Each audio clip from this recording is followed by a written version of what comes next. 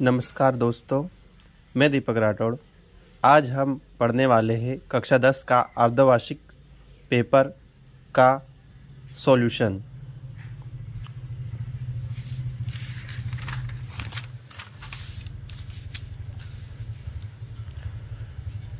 सही विकल्प चुनकर लिखिए। यह पहला प्रश्न है।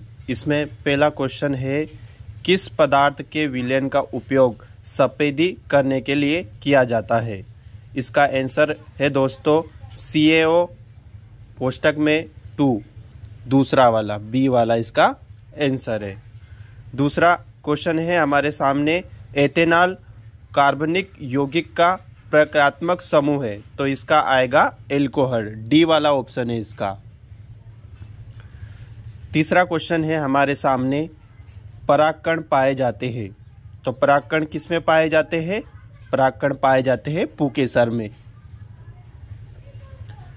चौथा प्रश्न है हमारे सामने, मानव में कितने जोड़ी लिंग गुणसूत्र होते हैं? तो मानव में एक जोड़ी लैंगिक गुणसूत्र होते हैं। पांचवा प्रश्न है हमारे सामने, आकाश के नीले रंग का क्या कारण है? तो आकाश के नीले रंग का कारण है प्रकाश का प्रकीर्णन। ए वाला हमारा आंसर हो जाएगा। फिर छठा प्रश्न है, प्रतिरोधक का मात्रक क्या है? तो प्रतिरोध का मात्रक होता है ओम, डी वाला इसका आंसर हो जाएगा। तो ये हमने सही विकल्प देख लिए दोस्तों। अब हम देखेंगे रिक्त स्थान। प्रश्न 2 पर आ जाइए। प्रश्न 2 का पहला, इसमें है एंटासिड का उपयोग किस लिए होता है? तो एंटासिड का उपयोग होता है अपच के लिए। दूसरा है, कमरे के ताप पर डेश द्रव धातु है, तो कौन सी है? पारा, जिसको मरकरी भी बोलते हैं। तीसरा क्वेश्चन है, लाल में कार्बोहाइड्रेट का विखंडन डेश एंजाइम करता है, तो कौन सा एंजाइम आएगा? एमाइलेज। चौथा क्वेश्चन है, डेश के अणुओं में आनुवांशिक गुणों का संदेश होता है, तो किस में होता है? DNA में। पांचवा क्वेश्चन है, गोलीय दर्पण की फोकस दूरी उसकी वक्रता त्रिज्या की डेश होती है, तो कितनी होती है? आधी होती है। छठा क्वेश्चन है, सोडियम धातु को केरोसिन में डुबोकर रखा जाता है, तो कौन सी धातु है वो? सोडियम को रखा जाता है। ठीक है। फिर हमारे सामने है प्रश्न 3, सत्य असत्य। इसमें है एक रिएक्शन दी गई है Cu + O2, तापमान दिया गया है, उस पर क्या 2CuO एक संतुलित रासायनिक समीकरण है क्या? ये नहीं, क्योंकि यहाँ पर 2 Cu रहता तो ये संतुलित रहती, यहाँ पर 2 Cu नहीं लगा है तो ये असंतुलित है, तो ये असत्य हो जाएगा। दूसरा है, लिटमस एक प्राकृतिक संश्लेषक सूचक है। लिटमस पत्र एक संश्लेषित सूचक है क्या? नहीं, क्योंकि ये एक प्राकृतिक है, इसलिए ये असत्य हो जाएगा। तीसरा है, सक्रियता की श्रेणी में धातुओं का क्रम विस्थापन अभिक्रिया पर आधारित होता है, तो ये बात सत्य है, क्योंकि विस्थापन अभिक्रिया में क्या होता है, जो अधिक सक्रिय तत्व होता है वो कम सक्रिय तत्व को उसके यौगिक से प्रतिस्थापित कर देता है, तो ये बात सही है।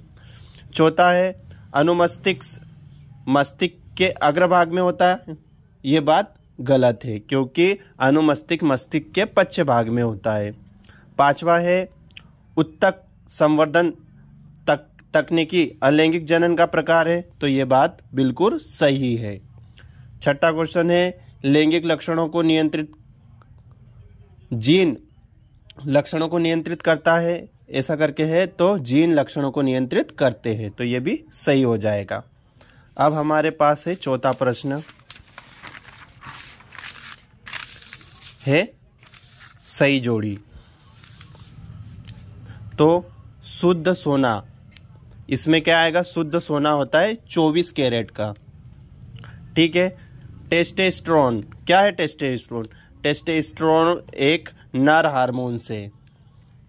प्रतिबिंब कहाँ बनता है? प्रतिबिंब बनता है रेटिना पर। आवेश का मात्रक क्या होता है? कूलाम। ओजोन। क्या है ओजोन? ओजोन यूवी किरणें आएगा इसमें। मोतियाबिंदु में क्या आएगा? नेत्र लेंस। ठीक है दोस्तों, आगे है 5वां प्रश्न, एक शब्द में उत्तर दीजिए।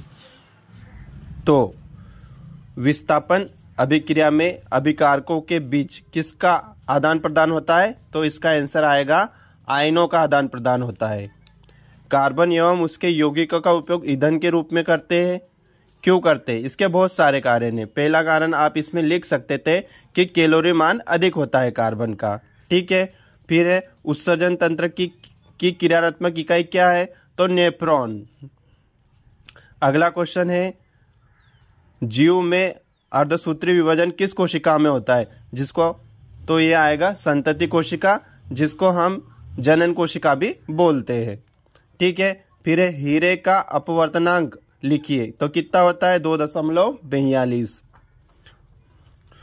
फिर है अगला लास्ट 6ठा क्वेश्चन, विद्युत ऊर्जा का व्यापारिक मात्रक है। तो इसका आएगा किलोवाट घंटा।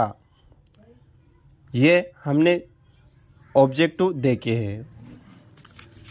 प्रश्न भी सिंपल ही आए थे, जैसे ऊष्माक्षेपी अभिक्रिया के बारे में पूछा था, अम्ल क्षार के बारे में पूछा था, विरंजक चूर्ण का पूछा था, आघात वर्धता के बारे में पूछा था। ठीक है, जाइलम फोइलम के बारे में पूछा था, रंध्र के कार्य पूछे थे। पेपर बहुत इजी आया था। आयोडीन हमारे शरीर में क्यों आवश्यक है, इससे रिलेटेड लैंगिक जनन के लाभ पूछे थे। मेंडल के बारे में वहाँ से क्वेश्चन आए थे। प्रकाश के अपवर्तन से क्वेश्चन आए थे। प्रिज्म के वर्ण विक्षेपण से क्वेश्चन आए थे। ओम का नियम पूछा था।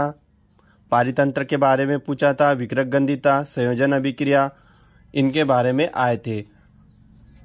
हार्मोन्स के नाम पूछे थे, पादप हार्मोन ऑक्सिन, जिरमेनिन और साइटोकाइनिन। इनके कार्य भी लिखना था, ये क्या करते हैं। प्रतिवर्ती चाप के बारे में पूछा था, इसका चित्र बनाना था। और फिर निम्नलिखित की संरचना सूत्र बनाने थे। क्लोरोफॉर्म था, मेथेन था। ठीक है, फिर ऑक्सी और अनॉक्सी शोषण में अंतर पूछा था। इस प्रकार के प्रश्न आज के पेपर में आए थे। आपको ये वीडियो समझ में आया होगा।